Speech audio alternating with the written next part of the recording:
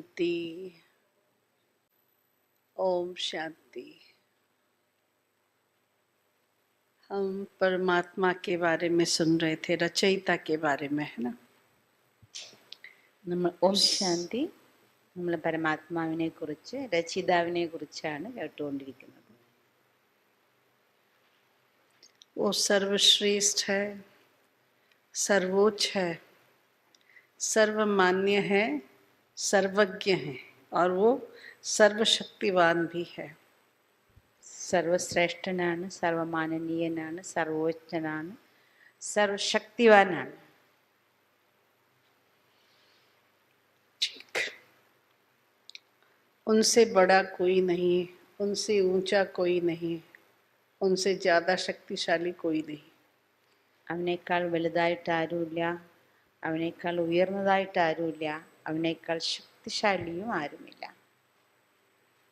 बाबा के यहाँ एक चित्र भी, अपने यहाँ एक चित्र था पहले. एक भगत था, वो किसी पुजारी को, किसी सन्यासी को पूजा करता है, उसका गुरु है, वो उसको भगवान मानता है. वो गुरु जो था वो हनुमान का साधक था, तो वो हनुमान को पूजा करता है.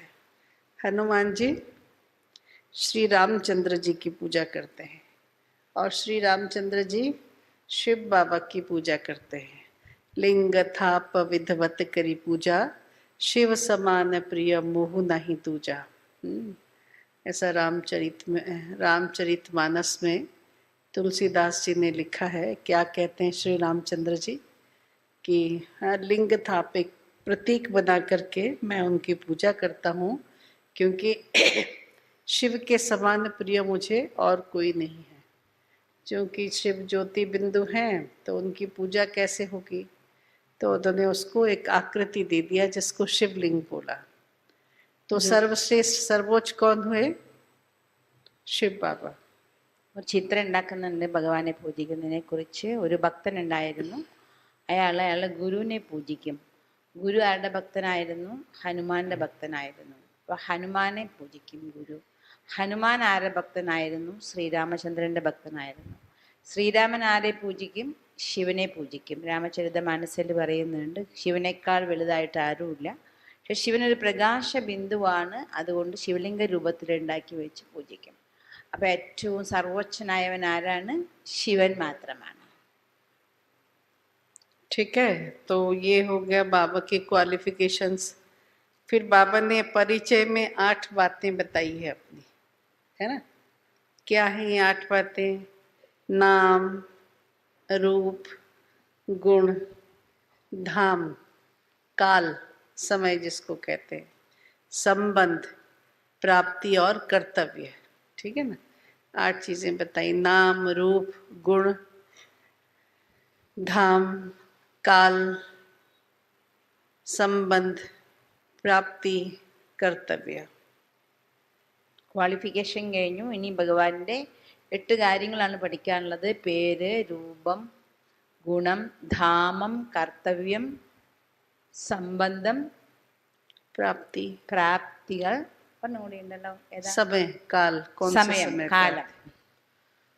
ठीक है. 8 चीजें बाबा ने बताई. नाम बताइए, शिव बाबा का नाम क्या है?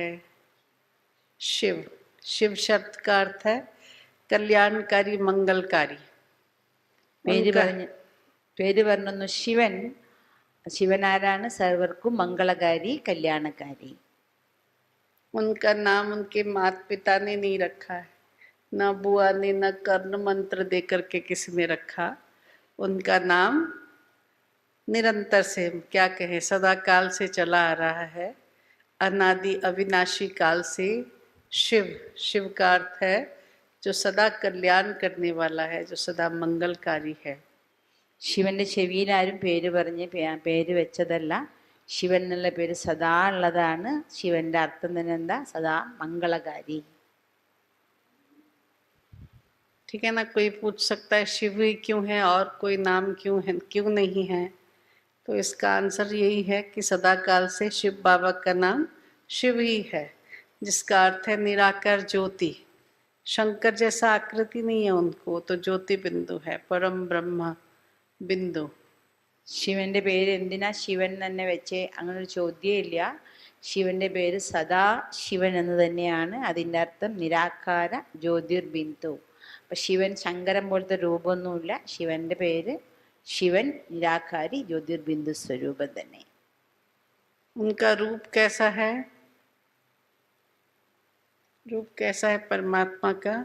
अति सूक्ष्म ज्योति बिंदु। आंखों से देख सकते हैं, छू सकते हैं, महसूस कर सकते हैं।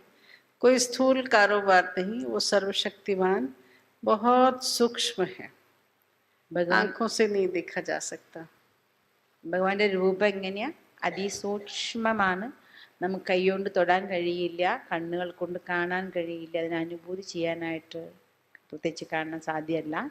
ഭഗവാന്റെ രൂപം അതിസൂക്ഷ്മ നിരാകാരി ജ്യോതിബിന്ദു. कहेंगे क्यों ज्योति बिंदु क्यों है? रामचंद्र क्यों नहीं है?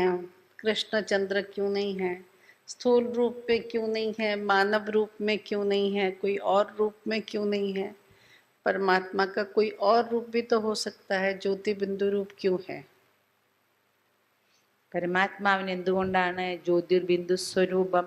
രാമചന്ദ്രൻ എന്താ പേരില്ലാത്ത? കൃഷ്ണചന്ദ്രൻ എന്താ പേരില്ലാത്ത? സാകാര രൂപം എന്താ ഇല്ലാത്ത? ഭഗവാൻ എന്തുകൊണ്ട് ജ്യോതിർബിന്ദു സ്വരൂപം തന്നെ? ഇങ്ങനത്തെ ചോദ്യമൊന്നുമില്ല. तो एक एग्जाम्पल देते हैं। अगर एक्चुअली परमात्मा से हमारा कनेक्शन भी अनादि है, इटर्नल है, अनादि और अविनाशी। हम आत्मा परमात्मा को पहचानती है, लेकिन कहीं ना कहीं फिर भी पर्दा डाला हुआ है। स्मृति विस्मृति के खेल में किसने कुछ कहा, किसने कुछ कहा, मन इधर उधर गया है।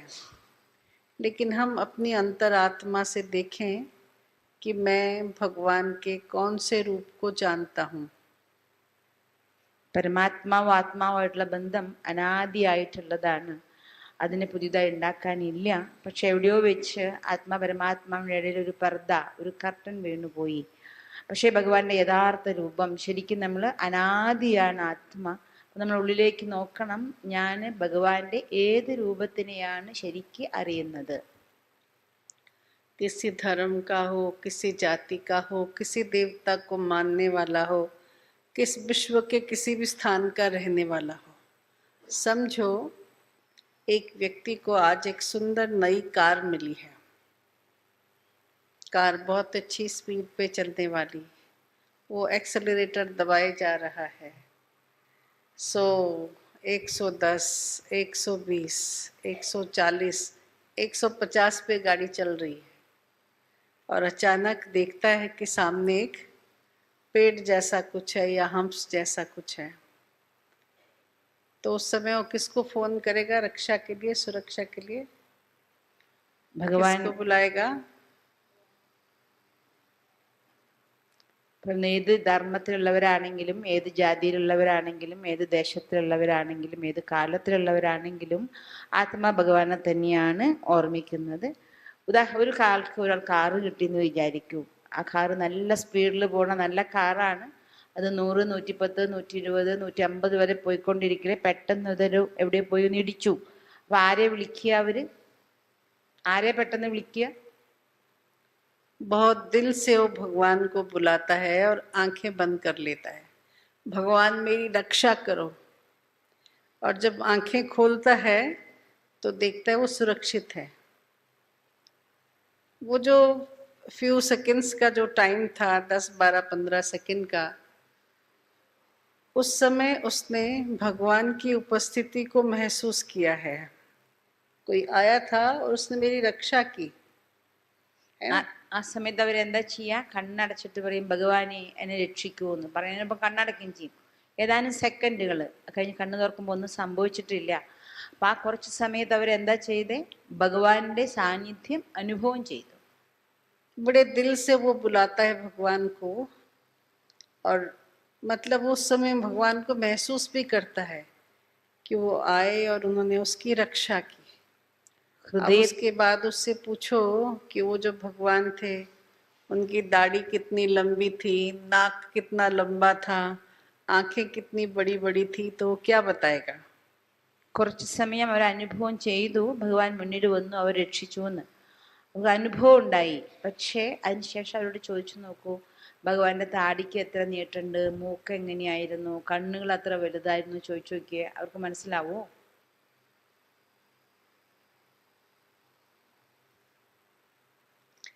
पर वो थोड़ा ठहरे और दिल अंदर जाकर के देखे कि कौन आया था मेरी रक्षा करने के लिए, कैसे थे वो भक्त एक गीत बनाया हुआ है ना, फिल्मी गीत है वैसे, आंख न जाने दिल पहचाने, सूरतिया ये कैसी, याद करूं तो याद न आए, मूर्तिया ये कैसी, है ना।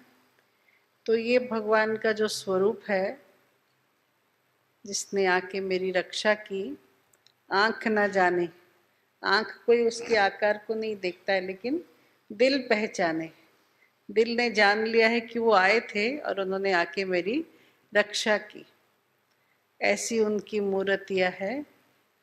फिर याद करूं तो याद ना आए, अब मैं सोचूं कैसे थे वो, याद करूं तो याद ना आए, मूर्तियाँ ये कैसी, अद्भुत कैसी ये मूर्त थी।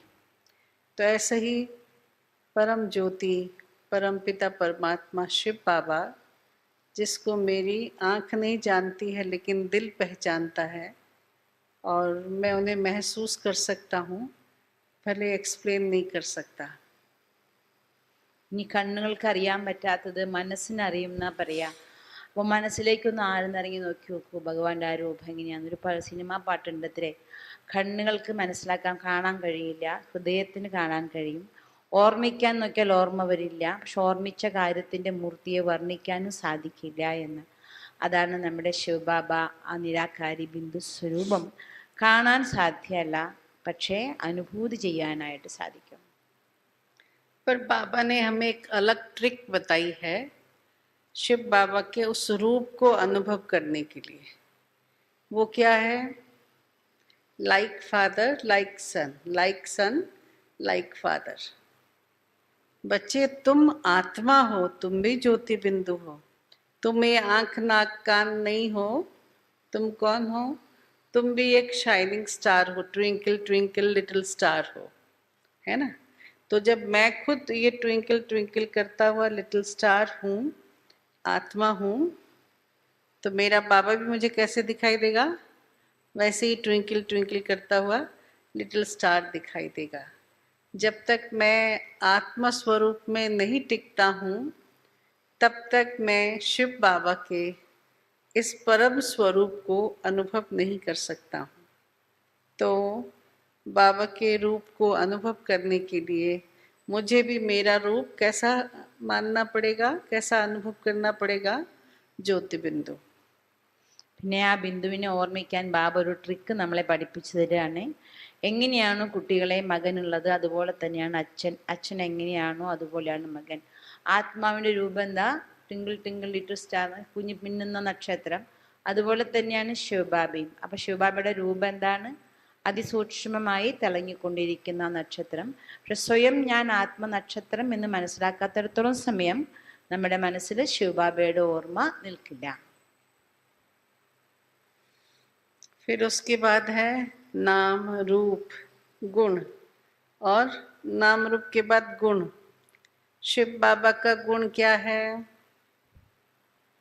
वो टॉल हैं, मोटे हैं, हैंडसम हैं, बड़ी बड़ी आंखें, बड़ा बड़ा नाक है। क्या गुण है शिव बाबा के? उनको मकान अच्छा बनाना आता है कि खेती का काम अच्छा आता है? क्या गुण है शिव बाबा के? परमात्मा का गुण क्या है? പേരും രൂപം കഴിഞ്ഞു. മൂന്നാമത്തത് എന്താ? ഗുണം. അപ്പോൾ ബാബയുടെ ഗുണം എന്താ? നല്ല തടിച്ച്, നല്ല ഉയരത്തിൽ, വലിയ കണ്ണ്, വലിയ മൂക്ക്, നന്നായി വീടുണ്ടാക്കാൻ അറിയും, നന്നായി കൃഷി ചെയ്യാൻ അറിയും. ഇതൊക്കെയാണോ ബാബയുടെ ഗുണം? मेरा और मेरे पिता का एक ऐसा संबंध है कि जो मुझ आत्मा को चाहिए, मेरे पिता शिव बाबा उसका सागर है। सुना? मेरा और मेरे पिता शिव बाबा का आत्मा और परमात्मा का ऐसा संबंध है कि जो कुछ आत्मा को चाहिए, आत्मा का पिता परमात्मा उसका सागर है। ഞാനും എൻ്റെ അച്ഛനും തമ്മിൽ അത്രയും അടുത്തൊരു സംബന്ധമാണ്. എനിക്ക് ആത്മാവിന് എന്താണോ വേണ്ടത് അതിൻ്റെയൊക്കെ സാഗരനാണ് എൻ്റെ അച്ഛൻ ശിവബാബ പരമാത്മ. मुझे क्या चाहिए? एक घड़ी चाहिए, एक साड़ी चाहिए, एक बंगलो चाहिए, एक गाड़ी चाहिए, ऐसा कुछ चाहिए? क्या चाहिए आत्मा को? ആത്മാവിന് എന്താ വേണ്ടേ? നല്ലൊരു വാച്ച്, നല്ലൊരു സാരി, നല്ലൊരു ബംഗ്ലാവ്, നല്ലൊരു കാറ്, ഇതൊക്കെയാണോ വേണ്ടത്? लोग कहेंगे सुख शांति चाहिए, है ना? और मेरे शिव बाबा क्या हैं? सुख के सागर हैं, शांति के सागर हैं। प्रेम चाहिए, प्रेम के सागर हैं। शक्ति चाहिए, शक्तियों का अथाह भंडार, शक्तियों का सूर्य है, सागर है। ആത്മാവിന് എന്താ വേണ്ടേ? സുഖവും ശാന്തിയും. എൻ്റെ ശിവബാബയാണെങ്കിൽ സുഖത്തിൻ്റെ സാഗരൻ, ശാന്തിയുടെ സാഗരൻ, പ്രേമം വേണം, പ്രേമത്തിൻ്റെ സാഗരൻ, സർവശക്തികളുടെയും അളവറ്റ ഭണ്ഡാരമാണ് ഭഗവാൻ. दया का सागर, करुणा का सागर, और क्या कहें, पवित्रता का सागर। जो कुछ मुझ आत्मा की प्यास है, मेरी जो आवश्यकता है, मैं जिन चीज़ों को पाना चाहती हूँ, मेरा बाबा उसमें सागर है। ठीक है ना? ये उनके गुण हैं। बाकी सर्वगुण संपन्न, 16 कला संपूर्ण बाबा में ये गुण है, वो गुण है। कोई मनुष्य जैसा गुणों का कंपैरिजन उनसे नहीं है, लेकिन ये परमात्मा है। आत्मा की हर आवश्यकता में वो सागर है. ദയയുടെ സാഗരനാണ്, പവിത്രതയുടെ സാഗരനാണ്, കരുണയുടെ സാഗരനാണ്. അപ്പോൾ ആത്മാവിന് എന്തൊക്കെയാണോ വേണ്ടത് അതിൻ്റെയൊക്കെ സാഗരനാണ് എൻ്റെ അച്ഛനായ ശിവബാബ. അല്ലാതെ സർവഗുണ സമ്പന്നനാണ്, 16 കലാ സമ്പൂർണനാണ്, അങ്ങനെ മനുഷ്യന്മാരെന്തൊക്കെ വർണ്ണിക്കുന്നോ ഇന്നതൊക്കെ ഉണ്ട് ഇന്നതൊക്കെ ഇല്ല എന്ന്, അതുപോലെയല്ല ഭഗവാൻ. ഭഗവാനിലെല്ലാം നിറഞ്ഞിരിക്കുന്നു. तो सुन मिल गया नाम रूप गुण. उसके बाद धाम, एड्रेस. कहाँ रहते हैं बाबा मेरे? हमारी दादी थी ना, संदेशी दादी जी. दादी से पूछो, दादी बाबा कहाँ रहता है? तो कहेगी मेरे दिल में रहता है. और दादी कहाँ रहती है? दादी बाबा के दिल में रहती है ना? और ये उनको इतना पक्का था कि दादी एक से भी कोमा के स्टेज में चली गई. एक्चुअली सोडियम कम हो गया था और डॉक्टर्स को पता नहीं चला, तो से भी कोमा के स्टेज में थी. उस समय भी दादी को अगर पूछो दादी बाबा कहाँ है, तो उनका उंगली ऐसे ऐसे ऐसे हिलता. कहाँ है? दिल में बाबा है, ऐसा. और दादी कहाँ है? तो ऐसा ऐसा ऐसा उंगली को करेगी. माना बाबा के दिल में दादी है और दादी के दिल में बाबा है. ठीक. तो अब बताओ भगवान के रहने का स्थान कहाँ है? ഭഗവാന്റെ ധാമം എവിടെയാണ്? പേര്, രൂപം, ഗുണം കഴിഞ്ഞു. നാലാമത്തത് ധാമം. അപ്പോൾ അഥവാ സന്ദേശി ദാദിയോട് ചോദിക്കുകയായിരുന്നെങ്കിൽ ദാദി എപ്പോഴും പറയത്രേ, ബാബ എൻ്റെ ഹൃദയത്തിലാണ് താമസിക്കുന്നത്, ഞാൻ താമസിക്കുന്നത് ബാബയുടെ ഹൃദയത്തിലുമാണ്. ദാദി സെമി കോമയിൽ പോയി, സോഡിയം കുറഞ്ഞു പോയിട്ടാണ് പോയത്. ആ സമയത്തും ദാദിയോട് ചോദിക്കുകയാണ്, ദാദി ബാബ എവിടെ ഇരിക്കണം ചോദിച്ചാൽ പതുക്കെ പതുക്കെ വിരൽ കാണിച്ച് നെഞ്ചിൽ തൊടുവായിരുന്നു. ബാബ എവിടെയാണെന്ന് ചോദിച്ചു കഴിഞ്ഞാൽ, ദാദി എവിടെയാണെന്ന് ചോദിച്ചാൽ പതുക്കെ പതുക്കെ വിരൽ മുകളിലേക്ക് കാണിക്കുമായിരുന്നു. അപ്പോൾ ഇനി നിങ്ങൾ പറയും, ബാബ എവിടെയാണുള്ളത്? ബാബ എവിടെയാണുള്ളത്? हमारे दिल में बाबा रहते हैं. किस किस के दिल में बाबा रहते हैं? बाबा कितने हैं? ബാബ एक ही तो बाबा है. अब कोई ढूंढने आएगा तो किस किस को ढूंढ के दिल देखेगा? बोलो बाबा कहाँ रहते हैं? ആരുടെ ഹൃദയത്തിലൊക്കെ ബാബയുടെ ബാബ എവിടെയെന്നായാലും അന്വേഷിക്കാൻ വന്നപ്പോൾ ആരുടെ ഹൃദയത്തിലൊക്കെ തരിക? ബാബ ഒന്നല്ലേ ഉള്ളൂ. ये बहुत अच्छी धारणा है कि बाबा मेरे दिल में रहते हैं, लेकिन फिर भी बाबा का ओरिजिनल धाम कहाँ है? न यत भाष्यन्ते सूर्यो न शशांक न पावकः यत गत्वा न निर्वर्तन्ते तद धाम परमम मम. भगवद गीता का ये श्लोक है. मैं कहाँ रहता हूँ? जहाँ सूर्य चांद सितारों की रोशनी नहीं है, ना वहाँ आग रोशन करता है, कुछ नहीं है फिर भी रोशनी है ना? और जहाँ जाने के बाद फिर आना नहीं होता है, माना वो जो मेरा परम धाम घर है, आत्मा का जो ओरिजिनली अपना घर है, वो मेरा परम धाम घर है. ഭഗവാൻ യഥാർത്ഥമായി പോയൊരു വീടുണ്ടല്ലോ അല്ലേ. അപ്പോൾ ആ വീട് എവിടെയാണ്? ഭഗവത്ഗീതയിൽ ഒരു ശ്ലോകം ഉണ്ട്, അവിടെ സൂര്യൻ്റെ പ്രകാശമല്ല, ചന്ദ്രൻ്റെ പ്രകാശമില്ല, എവിടെ പോയി ആഭൂഷണങ്ങളൊന്നുമില്ല, അവിടെ പോയാൽ പിന്നെ നമുക്ക് തിരിച്ചു വരേണ്ടതില്ല, ആ സ്ഥാനമാണ് ഭഗവാന്റെ വീട്. बहुत प्यारा सा बाबा का भी एक गीत है, चांदनी बिखरी है मगर कोई चांद नहीं, बाबा से बात होती है मगर कोई नाद नहीं. माना सूक्ष्म वतन के बारे में बताते हैं उस गीत में. कैसी है वो दुनिया? चारों ओर चांदनी की शीतल रोशनी है, सूर्य जैसा प्रखर रोशनी नहीं. चांदनी बिखरी है मगर कोई चांद नहीं है, सोर्स ऑफ लाइट कुछ नहीं है, चांद नहीं है. बाबा से बात होती है मगर कोई नाद नहीं, कोई आवाज नहीं है. कोई इस प्रकार से आवाज के बिना ही बाबा से बात होती है. सूक्ष्म वतन ये दुनिया है. സൂക്ഷ്മോദനത്തെ കുറിച്ച് പറയുന്നുണ്ട്. ചന്ദ്രന്റെ നിലാവ് പോലെ, പക്ഷെ ചന്ദ്രനില്ല. ഭഗവാനോട് സംസാരിച്ചു കൊണ്ടേയിരിക്കുന്നു, പക്ഷെ നാഥമില്ല.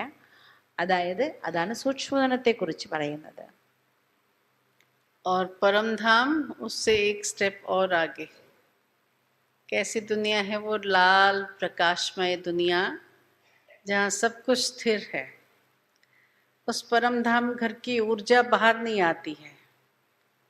आत्मा जब वहाँ पहुँचती है तो चार्ज हो जाती है, शांति को अनुभव करती है, स्थिरता को अनुभव करती है, शक्तिशाली अनुभव करती है, अपने आप को खो देने का सा अनुभव करती है. അതിനേക്കാൾ ഒരു സ്റ്റെപ്പ് ഉയർന്നതാണ് പരംധാമം. അവിടെ ഒരു അസ്തമയ സൂര്യൻ്റെ പോലുള്ള ചുവപ്പാണ്, സ്ഥിരതയാണ്. പക്ഷെ ആ പ്രകാശം ഒരിക്കലും ഇങ്ങോട്ട് വരില്ല. ആത്മ എപ്പോഴാണോ അതിൻ്റെ ഉള്ളിലേക്ക് പോകുന്നത്, അത് ചാർജ് ചെയ്തിട്ട് അനുഭവിക്കും, അതിൻ്റെ ഉള്ളിൽ അലിഞ്ഞു ചേർന്ന സ്ഥിരത അനുഭവിക്കും. അതാണ് പരമധാമം.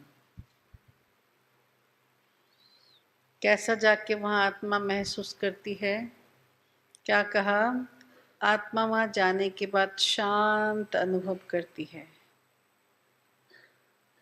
इतना कि जैसे वहाँ खो जाती है. भक्तों ने क्या कहा कि आत्मा जाके परमात्मा में विलीन हो जाती है. ऐसा नहीं होता है.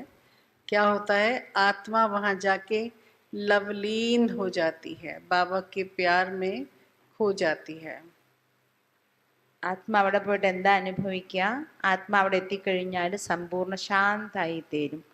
ആത്മ അതിലങ്ങ് അലിഞ്ഞു പോലെയായിരിക്കും. പക്ഷെ ശാസ്ത്രങ്ങളിൽ പറയുന്നത് ആത്മ പോയി ഭഗവാനിൽ ലയിക്കുമെന്നാണ്. പക്ഷെ ഒരിക്കലും ലയനം സംഭവിക്കുന്നില്ല. പക്ഷെ അവിടെ പോയി കഴിഞ്ഞാൽ ലവ് ലീൻ, സ്നേഹത്തിൽ ബാബയുടെ അടുത്ത് അലിഞ്ഞു ചേരും, സമ്പൂർണ്ണ ശാന്തമായി തീരും.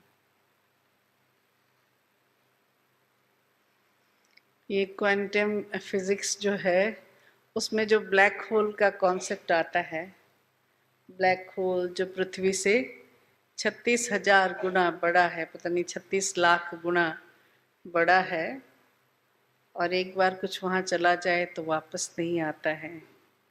और जो कुछ वहाँ चला जाता है वो कहीं ना कहीं उस डार्कनेस में खो जाता है. भले वहाँ रोशनी है पर वो रोशनी बाहर नहीं आती. जितने भी सारे कॉन्सेप्ट वो दे रहे हैं, कभी कभी लगता है कि कहीं वो परम धाम को तो नहीं ढूंढ रहे हैं. ക്വാണ്ടം തിയറിയിൽ ഒരു ബ്ലാക്ക് ഹോൾ ഉണ്ട്.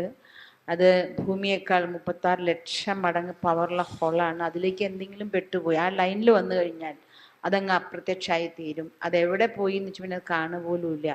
അതുപോലെയാണ് ഭഗവാന്റെ ശക്തി, പരന്താമത്തിൻ്റെ ശക്തി ഒരിക്കലും താഴത്തേക്ക് വരില്ല. ശാസ്ത്രജ്ഞന്മാർ അന്വേഷിക്കുന്നു തോന്നിപ്പോവും, അവർ പരന്ധാമമാണ് അന്വേഷിക്കുന്നത്. ആ ബ്ലാക്ക് ഹോൾ എന്താണെന്ന് ഇപ്പോഴും സെർച്ച് ചെയ്തുകൊണ്ടിരിക്കുകയാണ്. അത് പരന്ധാമമാണോ സെർച്ച് ചെയ്യുന്നു തോന്നിപ്പോകും. बहुत बड़ा ग्रेविटेशन है वहाँ, गुरुत्वाकर्षण है, बहुत दूर से चीज़ों को खींच लेता है. अब सोचो कि जब हम योग में बैठते हैं तो कहाँ यहाँ बैठे हैं पृथ्वी के ऊपर, है ना, और कहाँ परम धाम में चले जाते हैं. कितना समय लगता है पहुँचने में? फ्रैक्शन ऑफ सेकंड, ये यहाँ गए और वो देखो वहाँ पहुँच गए, है ना। तो इसका मतलब कितना जोर का ग्रेविटेशन है, सोचो, है कि नहीं। और वहाँ जा कर के जा सकता है, कहते कुछ नहीं जा सकता है, जो जाता है वो अपना अस्तित्व खो देता है, फिर कहते नहीं अस्तित्व रह भी सकता है।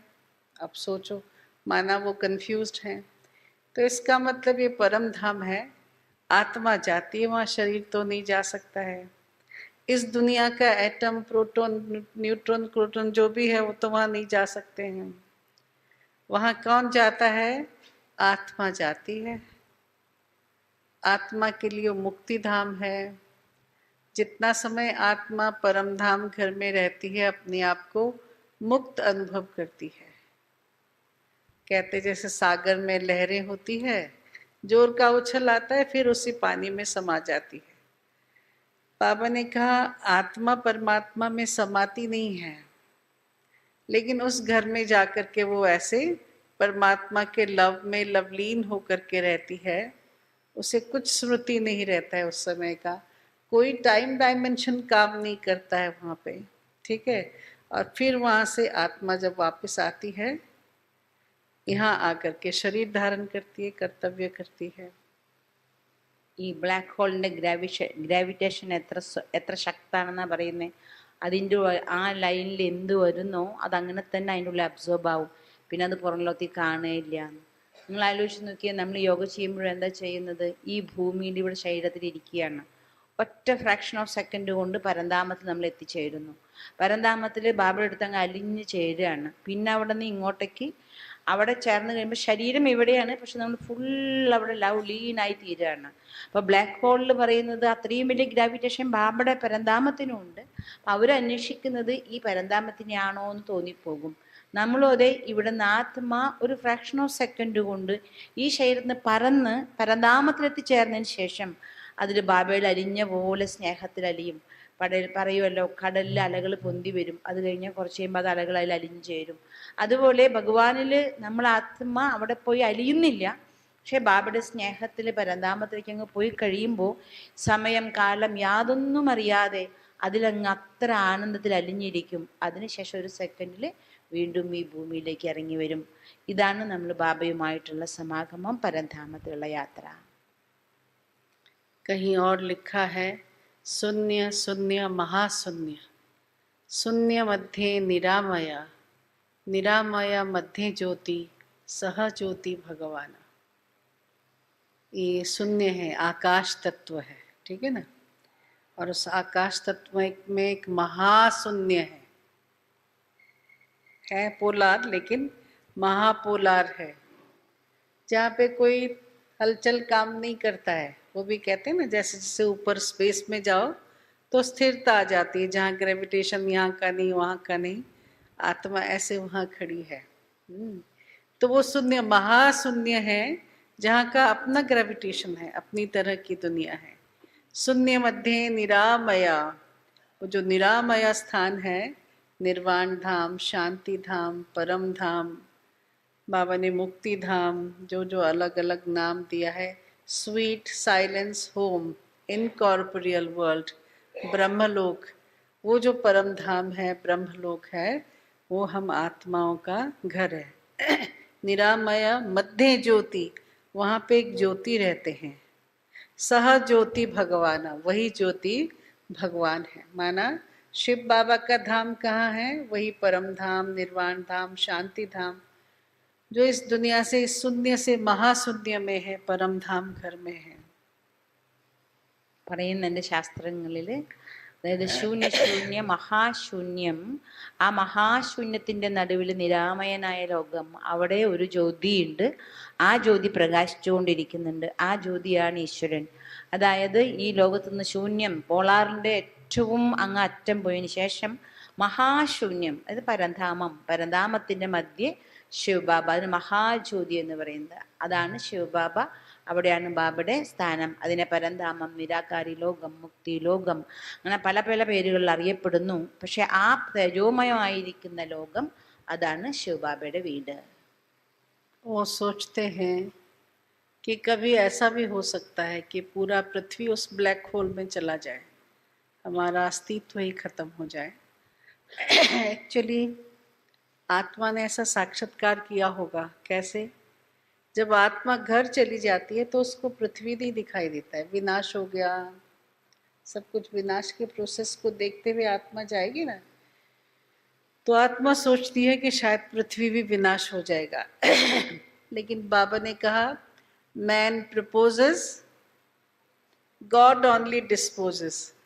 मनुष्य सोचता है, कुछ भी करता है, करने दो, जो सोच रहा है सोचने दो। कोई तो मालिक है ना इस ब्रह्मांड का, वो परमात्मा शिव बाबा हैं। फाइनल डिसीजन उनका चलता है, वही फाइनल डिस्पोजिशन करते हैं, सारे कर्तव्य वही करते हैं। ചിലപ്പോൾ അങ്ങനെയും തോന്നിപ്പോവും ഈ ഭൂമി തന്നെ പൂർണ്ണമായിട്ട് ആ ബ്ലാക്ക് ഹോളിൻ്റെ ഉള്ളിലേക്ക് അങ്ങ് പോകുമെന്ന്. കാരണം അന്തിമ സമയത്തിൽ വിനാശം ഉണ്ടായിട്ട് ആത്മ പോകുമല്ലോ. ആത്മ പോകുന്ന സമയത്ത് വിനാശം കണ്ടുകൊണ്ടാണ് പോകുന്നത്. അവിടെ പോയി കഴിഞ്ഞാൽ പിന്നെ ഇവിടുത്തെ കാര്യങ്ങളൊന്നും അറിയുന്നില്ലല്ലോ. അപ്പം മനസ്സിലാക്കുന്നത് ഈ ഭൂമി കൂടി അങ്ങനെ അങ്ങ് നശിച്ചു പോയി എന്നാണ്. പക്ഷേ പറയുന്നത് എന്താണ്? മനുഷ്യൻ പല കാര്യങ്ങളും പ്രപ്പോസ് ചെയ്യും, ഗോഡാണ് അത് എങ്ങനെയാണ് വേണ്ടതെന്ന് ഡിസ്ക്ലോസ് ചെയ്യുന്നത്.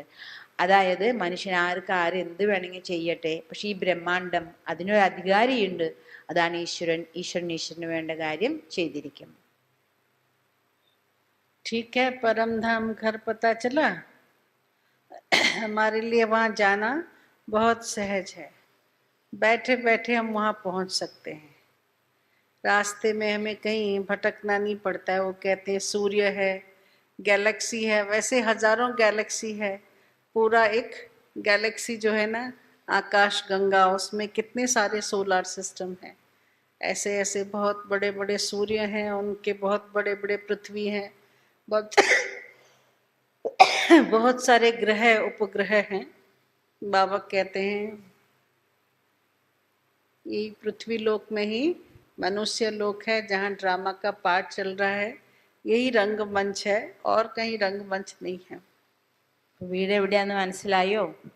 അതായത് ഇവിടുന്ന് പോകുമ്പോൾ ഇടയിലൊന്നും ബ്ലോക്ക് ചെയ്യാനും കുറേ സൂര്യനുണ്ട്, കുറേ ഗാലക്സികളുണ്ട്. അവിടെ ഒന്നും അല്ല നമ്മളുള്ളത്. ഈ ഭൂമി ഏതാണോ ഇതാണ് നമ്മുടെ സ്റ്റേജ്. ഇവിടെയാണ് നമ്മൾ ഭഗവാൻ പറയുന്നു ഇതാണ് നമ്മൾ അഭിനയിക്കേണ്ട ലോകം. ഇത് കഴിഞ്ഞാൽ നമ്മൾ പോകേണ്ടത് ആ ഒരേ ഒരു വീട്ടിലേക്ക് മാത്രമാണ്. ठीक, धाम पता चला। जो मेरे बाबा का घर सो मेरा घर, मुझ आत्मा का घर। और जैसे ही मैं आत्मा स्वरूप में टिकूं, मैं अपने घर जा सकती हूँ। मुझे कोई रॉकेट लेने की जरूरत नहीं है, इवन पुष्पक विमान लेने की जरूरत नहीं है। मैं ट्रांसमिट हो सकती हूँ। अब दुनिया इस टेक्नोलॉजी को भी ढूंढ रही है कि यहाँ बैठे कहीं और ट्रांसमिट हो जाए, कैसे हो सकता है, लेकिन हो सकता है। मैं आत्मा यहाँ बैठी हूँ, 1 मिनट में बाबा की याद में मैं परम धाम घर जाना चाहूँ तो लो पहुँच गई अपने घर। വീട് ഏതാന്ന് പിടികിട്ടിയോ? നമ്മൾ ആത്മ എപ്പോഴാണോ ഇവിടെ നമ്മുടെ സ്ഥാനത്ത് നിൽക്കുന്നത്, ഒരു സെക്കൻഡിൽ നമുക്ക് അവിടേക്ക് പോകാൻ പറ്റും. പുഷ്പവിമാനോ റോക്കറ്റോ ഒന്നും ആവശ്യമില്ല. ഇവിടെ ഇരുന്നു കൊണ്ട് നമ്മുടെ വീട്ടിലേക്ക് നമുക്ക് ട്രാൻസ്മിറ്റ് ചെയ്യാനായിട്ട് സാധിക്കും. ഇന്ന് ലോകം അതാണ് അന്വേഷിച്ചുകൊണ്ടിരിക്കുന്നത്. ഒരു സ്ഥലത്ത് ഇരുന്നു കൊണ്ട് മറ്റൊരു സ്ഥലത്തേക്ക് എങ്ങനെ സെക്കൻഡ് ട്രാൻസ്മിറ്റ് ചെയ്യാൻ പറ്റും, അതിനുള്ള ടെക്നോളജി എന്താണെന്ന് ബാബ നമ്മളെ പഠിപ്പിച്ചു തന്നു കഴിഞ്ഞു. ഇവിടെ ഇരിക്കുക, ഒരു സെക്കൻഡിൽ നമ്മൾ നമ്മുടെ ശരീരത്തിന് ആത്മാന്ന് വിചാരിക്കുന്നതോടുകൂടി ആ സമയം കൊണ്ട് തന്നെ ബാബയുടെ അടുത്ത് എത്തിച്ചേരും നമ്മുടെ വീട്ടിൽ. പക്ഷെ ആത്മ അതിൻ്റെ സീറ്റിലിരുന്നു കൊണ്ട് ചിന്തിക്കണം. മനസ്സിലായല്ലോ അല്ലേ വീട്ടിലെങ്ങനെയാ പോവാൻ? काल, नाम रूप गुण, और उसके बाद गया धाम।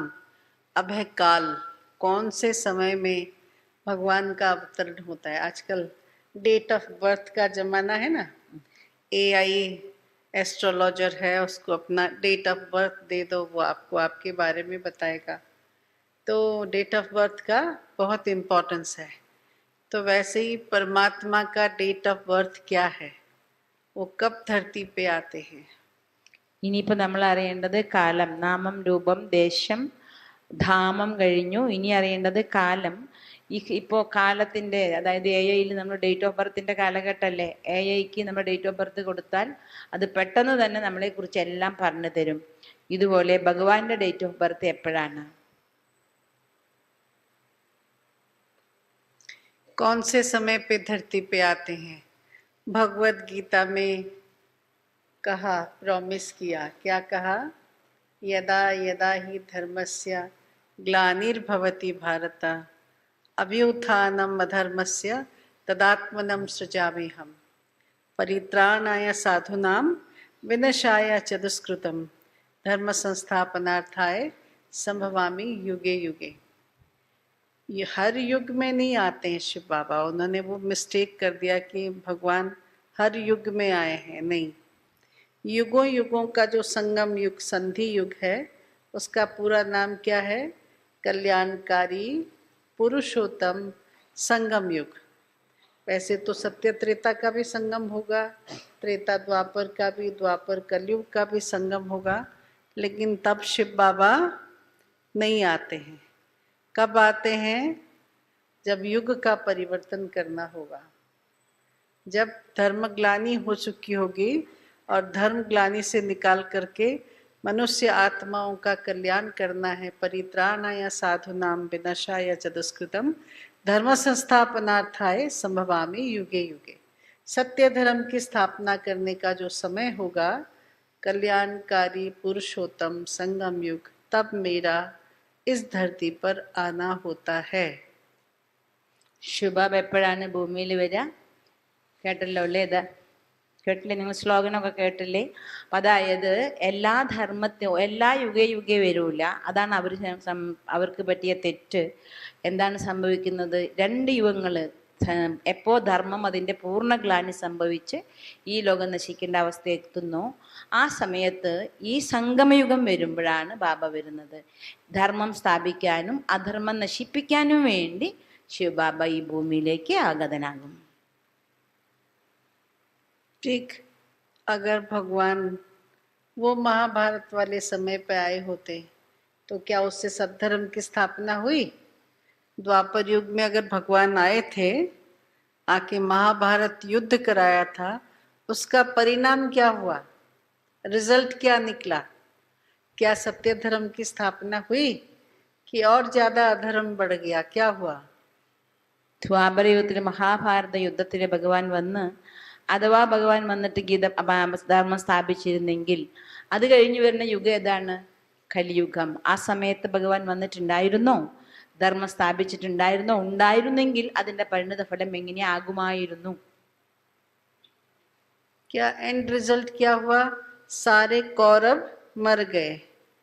कौरवों के से प्यार करने वाले जो राजा महाराजा थे, मर गए। अक्षौणी का सैन्य थे किसके पास? भगवान श्री कृष्ण के पास। उन्होंने कौरवों को दिया था, सब मर गए। बच्चे कौन? पांडवों के भी कई पुत्र थे, है ना? कितने ही पुत्र थे पांडवों को भी, सब मर गए। बचा कौन? 5 पांडव और एक बचा कौन? उत्तरा के गर्भ में था कौन? राजा परीक्षित बचे, है ना? परीक्षित, उत्तरा का पुत्र, उत्तरा और अभिमन्यु का पुत्र, वो बच गए। फिर क्या हुआ? उसके बाद की कहानी सत्य धर्म की लगती है, और ये दुखदाई कहानी। समाज पुरुष विहीन हो गया, खाली विधवाएं विलाप करने के लिए रह गई। समाज में सब चीजों के क्राइसिस आ गए, अधर्म बढ़ गया। 5 पांडव, ये तीनों तो चले गए, धृतराष्ट्र, विदुर और गांधारी, और माता कौन थी? कुंती माता। ये चारों चले गए जंगल में तपस्या, वानप्रस्थ ले लिया, चले गए। फिर 5 पांडव और साथ में द्रौपदी पहाड़ पे गल गल के मर गए। युधिष्ठिर गए स्वर्ग में, उनसे पहले दुर्योधन पहुंच गए थे, कहानी जैसे बताते। और बच गया कौन? कौन बचा? परीक्षित बचे। परीक्षित का राजाभिषेक हुआ, लेकिन राजाभिषेक में क्या हुआ? क्रोधित हो गए, उनको श्राप मिल गया। परीक्षित को श्राप मिलने के कारण क्या हुआ? कहा 7 दिन के अंदर तुम्हारा मृत्यु होगा। कैसे? तुम्हें तक्षक सांप जो है वो दंशन करेगा और तुम मर जाओगे। ऐसा ही हुआ, बेचारे ने बहुत कोशिश की। सुखदेव ने उन्हें भागवत सुनाया ताकि भय नहीं हो और जिए, लेकिन ऋषि का श्राप, वो तो कहीं जाएगा नहीं, श्राप फलीभूत हुआ, परीक्षित भी मर गए। फिर कौन रह गया? परीक्षित का बेटा रह गया। कौन था वो? जन्मेजय। ठीक है ना, परीक्षित का पुत्र राजा जन्मेजय रह गए, और जन्मेजय के आते ही क्या हुआ? कलयुग की एंट्री हो गई।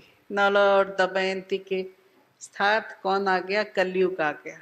अब बताओ, इसमें धर्म की स्थापना कहाँ हुई? सत्य धर्म की स्थापना कहाँ हुई?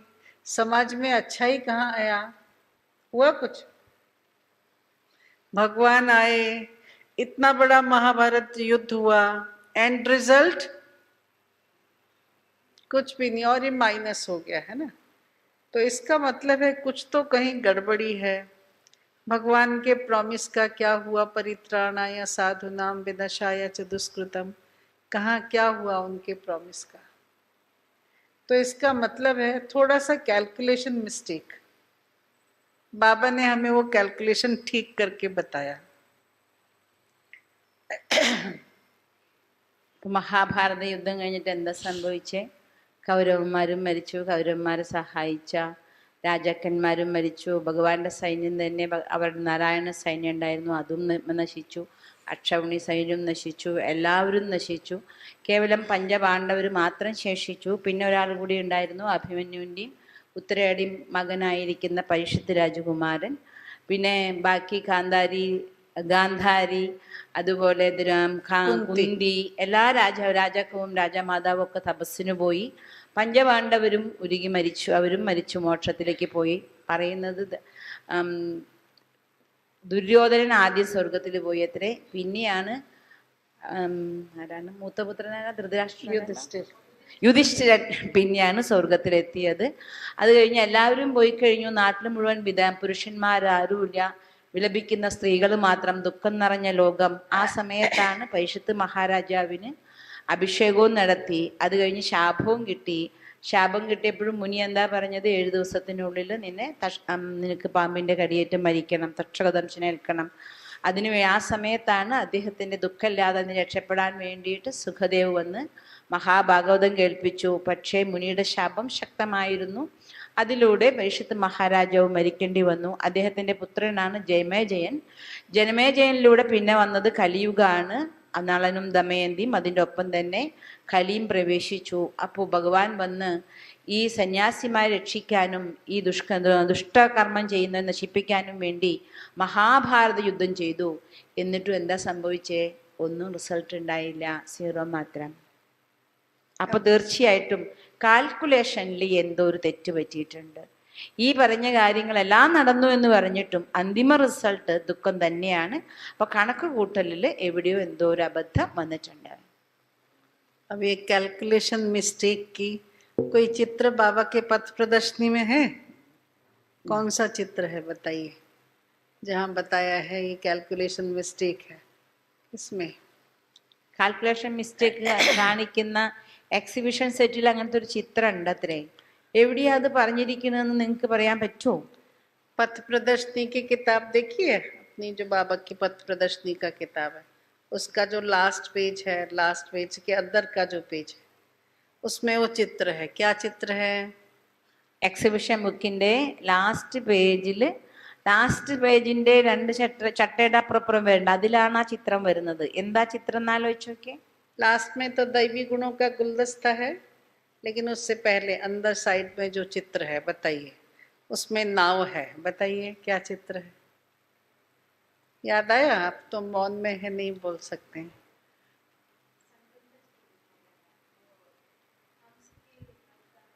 हाँ बिल्कुल ठीक, एकदम ठीक. कंपैरिजन किया है. अगर भगवान द्वापर युग में आते तो उस नैया में कौन बैठा है? भगवान श्री कृष्ण बैठे हैं, अर्जुन बैठे हैं, पांडव बैठे हैं.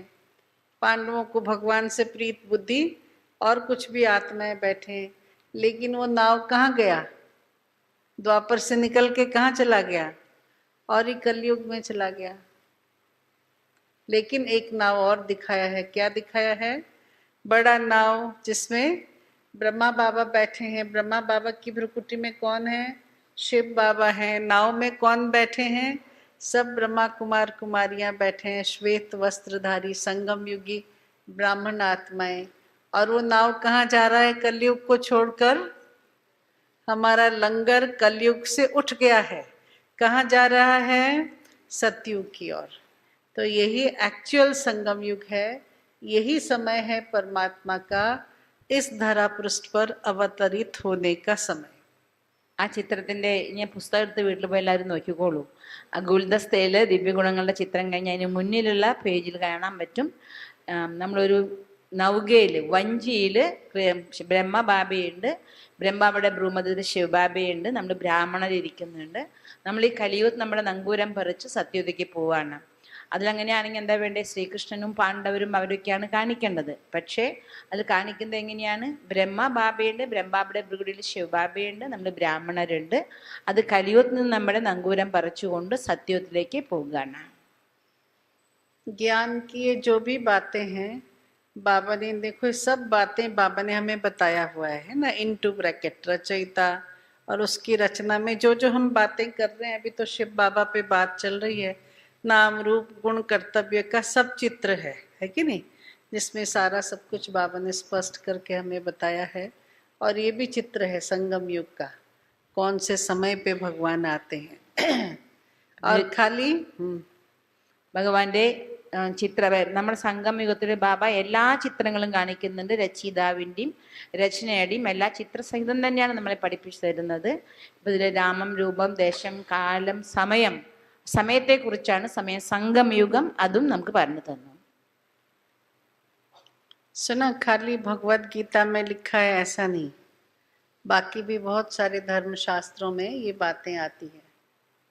कुरान शरीफ में लिखा है एक कयामत का समय आएगा, है ना। क्या होगा कयामत के समय पे? जब अल्लाह ताला खुद धरती पे आएंगे, इसलिए उनको क्या कहा गया है? खुदा। जो खुद आता है, खुदा आके क्या करेंगे? कब्र दाखिल इंसान को जगाएंगे। जगा के क्या करेंगे? उसके कर्मों का फल उसको मिलेगा। जिसने अच्छे कर्म किए होंगे उसे जन्नत नसीब होगा, और जिसने बुरे कर्म किए होंगे वो जहन्नुम में भेजा जाएगा। ठीक है। इस प्रकार से अल्लाह ताला खुद आकर खुदा बन करके कयामत के समय पे हर आत्मा का लेखा जोखा देखकर उसको उस जहां पे भेज देंगे। ഇത് കേവലം ഇവിടെ മാത്രമല്ല, എല്ലാ ധർമ്മശാസ്ത്രങ്ങളിലും പറയുന്നുണ്ട്. ഇത് മുസ്ലിങ്ങളുടെ ഖുറാനിലും പറയുന്നുണ്ട്. കിയാമത്ത്, വിനാശത്തിന്റെ സമയത്ത് ഖുദ എന്ന് വെച്ചാൽ സ്വയം താഴെ വന്ന് ജനിക്കുന്നവൻ, അല്ലാഹു ആകുന്ന നക്ഷത്രം താഴെ വന്ന് ഈ സമയത്ത്, അതും വരുന്നത് എവിടെയാണ്? ശ്മശാനത്തിൽ ഉറങ്ങിക്കിടക്കുന്നവരെ ഉണർത്തും. എന്നിട്ട് അവരുടെ കർമ്മത്തിന്റെ കണക്കുകൾ നോക്കും. നല്ല കർമ്മം ചെയ്തവരാരാണോ അവർക്ക് ജന്നത്ത്, സ്വർഗത്തിലേക്ക് അയക്കും. ആരുടെയൊക്കെയാണോ കർമ്മം മോശമായത് അവരെ ജഹ്നും, അതായത് നരകത്തിലേക്ക് അയക്കും. അപ്പൊ അവിടെയും പറയുന്നുണ്ട് ഖുദ എന്ന പേരെന്നെ വന്നെങ്ങനെയാണ്? സ്വയം വരുന്നവൻ. അതിന് ഖുദ് ആനേവാള, സ്വയം വരുന്നവൻ ഖുദ. ആ ഭഗവാൻ വന്ന് അന്തിമ സമയത്ത് എല്ലാവരുടെയും കണക്ക് ചോദിച്ച് സെറ്റാക്കി ഇരുവശത്തേക്കും അയക്കും. अपने यहाँ शरीर का अंतिम संस्कार आग लगाकर करते हैं ना, भस्म हो जाता है। सुपुर्दे आग में डाल दिया, लेकिन उनके यहाँ आग में नहीं लगाते हैं शरीर को। क्या करते हैं? उसको ताबूत में अच्छी तरह से सजा के सुपुर्दे खाक करते हैं, मिट्टी में उसको सजा के रखते हैं। बहुत सारा जो है दवाइयाँ डाल करके शरीर में रखते हैं, क्योंकि सोचते हैं आत्मा दूसरा जन्म नहीं लेती, यही शरीर होता है उसका, रूह का। जिस्म मर जाता है, रूह नहीं मरती है। अब वो रूह इंतजार करती है कब तक? कयामत तक। और कयामत में अल्लाह ताला आएंगे, कब्र में से निकालेंगे, और फिर उस आत्मा का हिसाब किताब करके उसको जन्नत या जहन्नुम में भेज देंगे। अब इतना समय तक ये शरीर चलेगा? നമ്മളിവിടെ മരിച്ചു കഴിഞ്ഞാൽ അഗ്നി സംസ്കാരം ചെയ്യും. മുസ്ലിങ്ങൾ അങ്ങനെ ചെയ്യില്ല. അവർ ഈ ശരീരത്തിന് നല്ല മരുന്നൊക്കെ പരട്ടി നന്നായി അലങ്കരിച്ച് ഭൂമിയുടെ അടിയിൽ തന്നെ കുഴിച്ചിടുകയുള്ളൂ. അവരുടെ സങ്കല്പം എങ്ങനെയാണ്? മരിച്ചു കഴിഞ്ഞാലും റൂഹ്, ആത്മ വെയിറ്റ് ചെയ്യും. അന്തിമ സമയത്ത്, ഖയാമത്തിന്റെ സമയത്ത്, അല്ലാഹു വരുന്ന സമയത്ത് കണക്ക് ചോദിക്കുന്നവരെ അവിടെ വെയിറ്റ് ചെയ്യും എന്നുള്ള വിശ്വാസമാണ് അവർക്കുള്ളത്. പുനർജന്മം അവർ വിശ്വസിക്കുന്നില്ല. പക്ഷെ ആലോചിച്ച് നോക്കൂ, അത്രയും കാലം ഈ ശരീരം അവിടെ ഉണ്ടാകുമോ?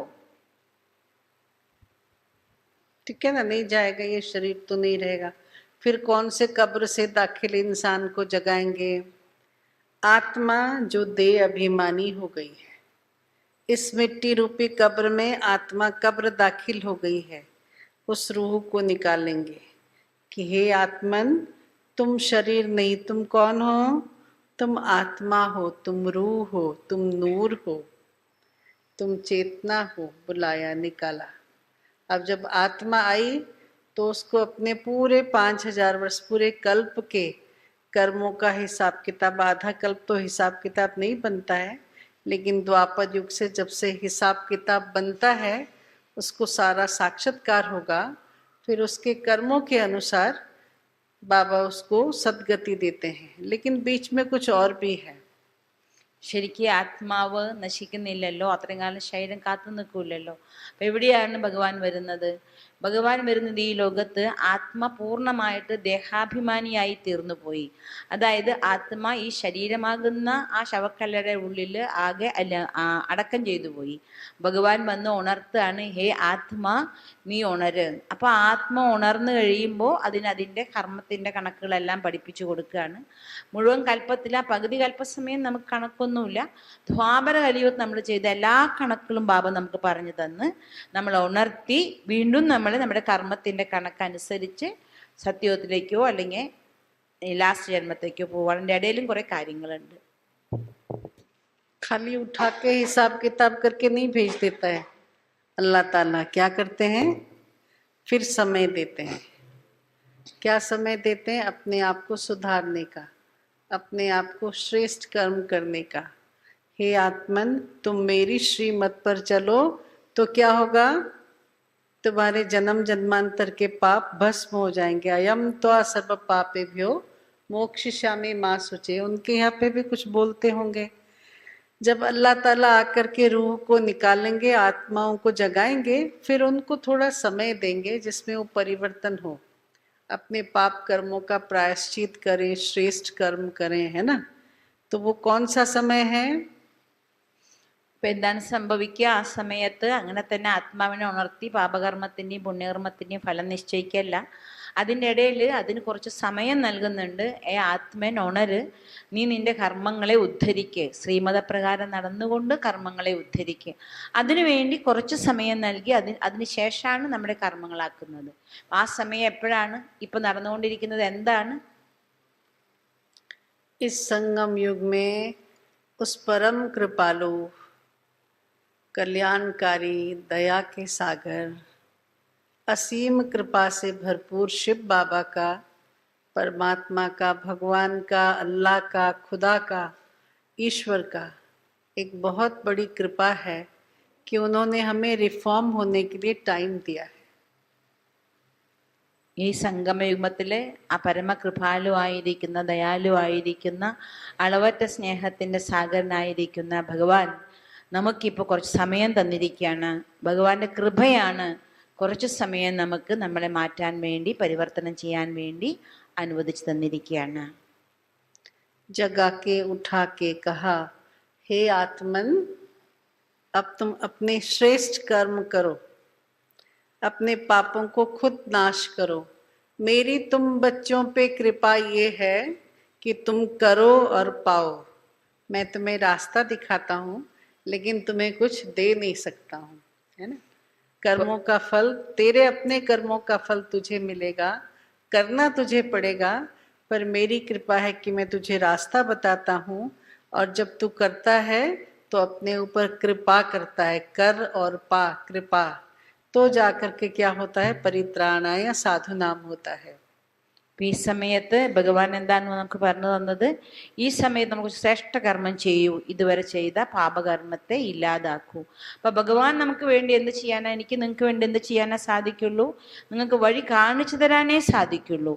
ചെയ്യേണ്ട കാര്യം നിങ്ങളാണ്. എനിക്ക് നിങ്ങൾക്കായിട്ടൊന്നും തരാനായിട്ട് സാധ്യമല്ല. ചെയ്യേണ്ടത് എങ്ങനെയെന്ന് പറഞ്ഞു തരാൻ സാധിക്കും. കൃപ, അതായത് കർപ്പ, ചെയ്തിട്ട് നിങ്ങളത് നേടൂ.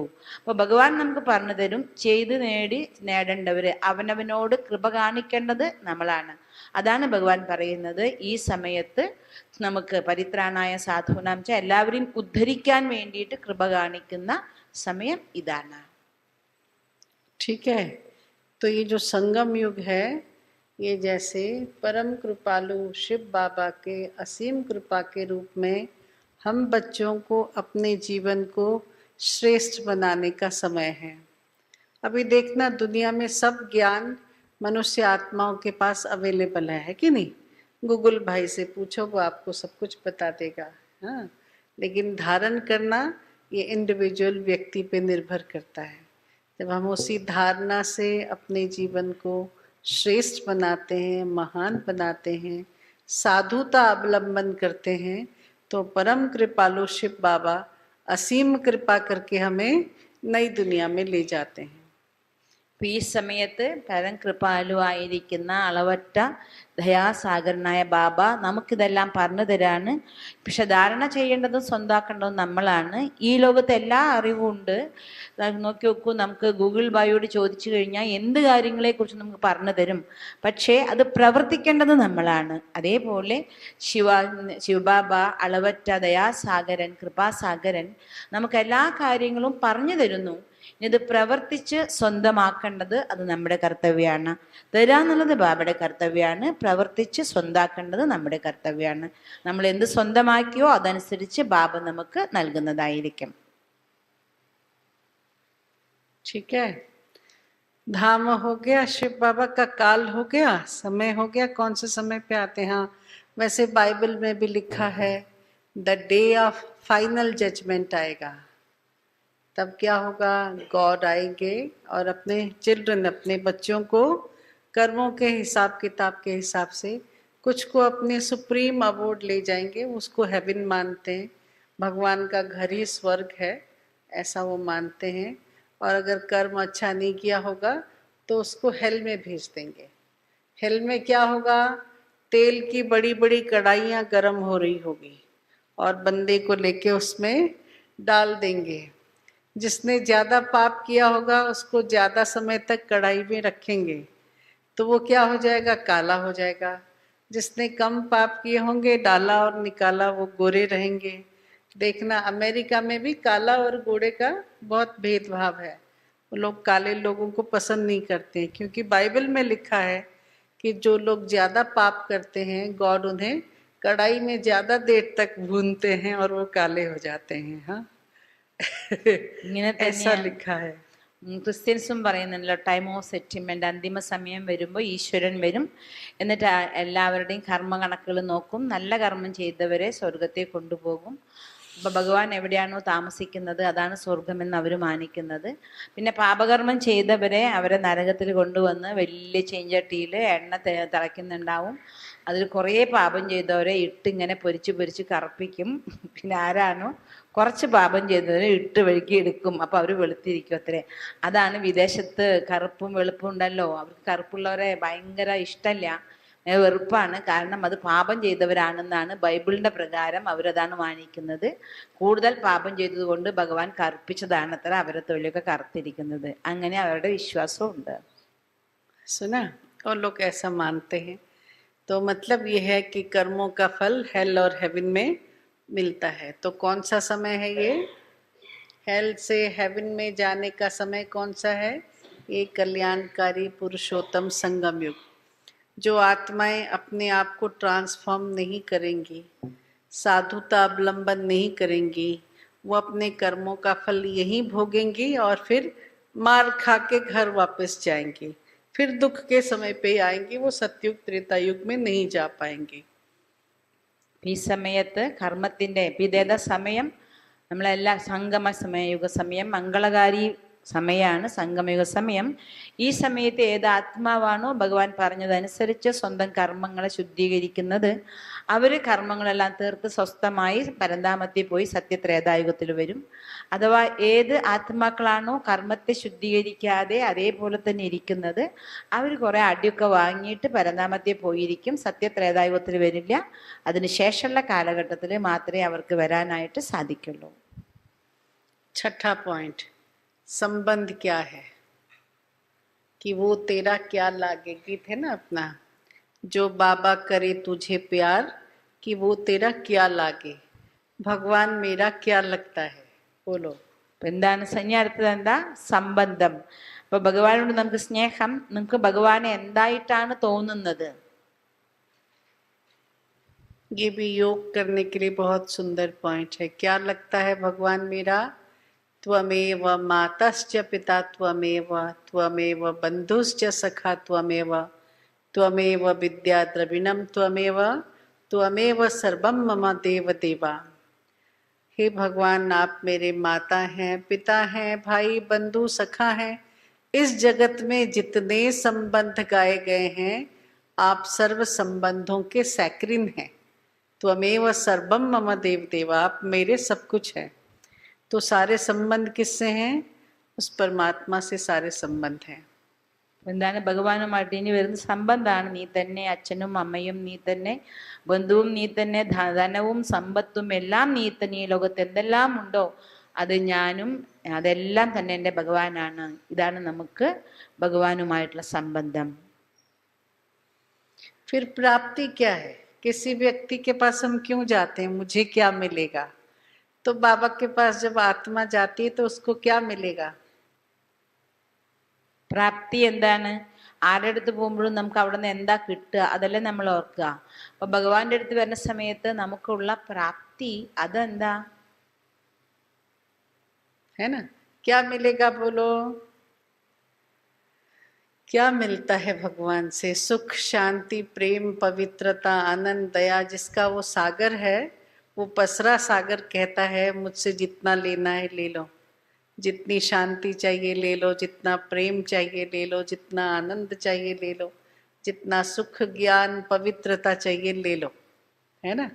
तो वो ऐसे देता नहीं है, ऐसे हमको भर भर के लेके आना होता है उससे. तो सर्व प्राप्ति उनसे मिलती है. पर फिर भी वो परम दयालु परमात्मा इस कलयुग के अंत में आकर के नई दुनिया स्वर्ग की स्थापना करते हैं, और हम आत्माओं को उस नई दुनिया स्वर्ग में देवता बनाकर ले जाते हैं.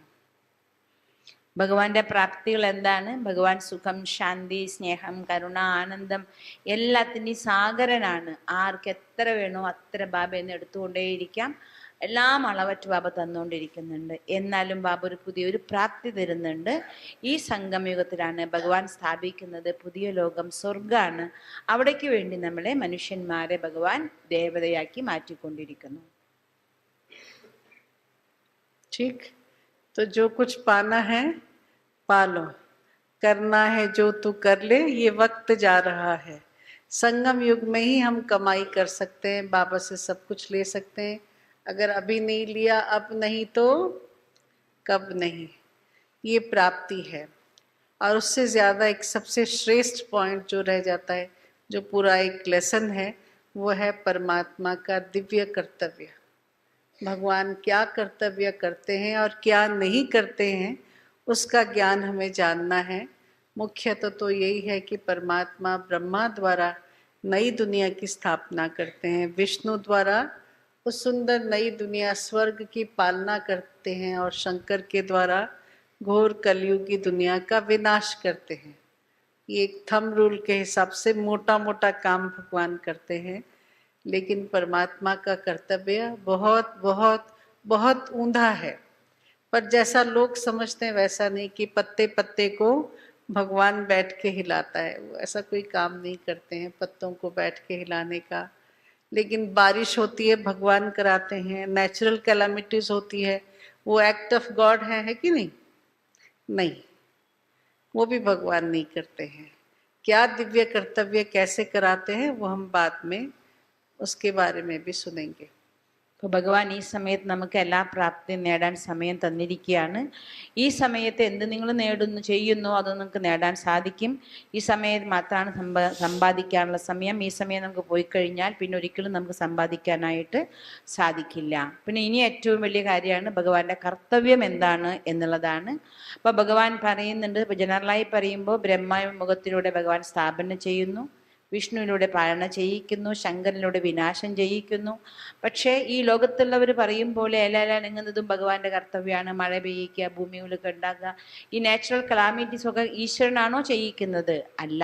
അപ്പൊ ഭഗവാന്റെ കർത്തവ്യം അതിസൂക്ഷ്മവും അതിനിഗൂഢവുമാണ്. അത് പിന്നെ നമുക്കൊരു ക്ലാസ്സിൽ പഠിക്കാം. दीदी, लोग सभी पुराने भाई बहनें सोच रहे हैं ये क्या 7 दिन का कोर्स लेके बैठ गए, ये तो हम दूसरों को ज्ञान सुनाते हैं, हम भट्टी में इसको क्यों सुने।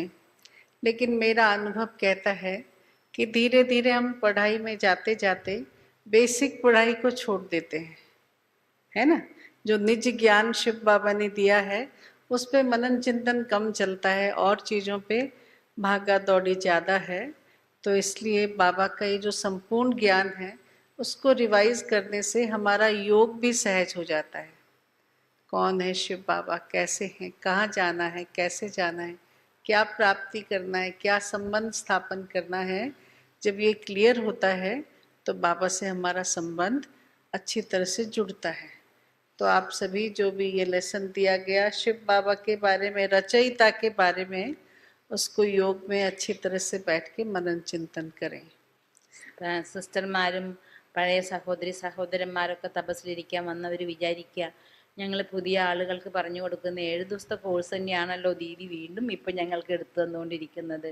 എന്തുകൊണ്ടാന്ന് വെച്ചാൽ ഈ യാത്രയിൽ പുതിയ പുതിയ സേവനങ്ങളിലും കാര്യങ്ങളിലൊക്കെ നമ്മൾ മുഴുകുമ്പോൾ ആ നിജജ്ഞാനം, അതിൻ്റെ ആ ഒരു സത്യജ്ഞാനം അത് നമ്മൾ മറന്നു പോവും. അതിനെക്കുറിച്ചുള്ള ചിന്തകളൊക്കെ നമ്മുടെ ബുദ്ധിയിൽ നിന്ന് പോവും. വേറെ വേറെ കാര്യങ്ങളിൽ മാത്രം ബുദ്ധി അലഞ്ഞുകൊണ്ടിരിക്കും.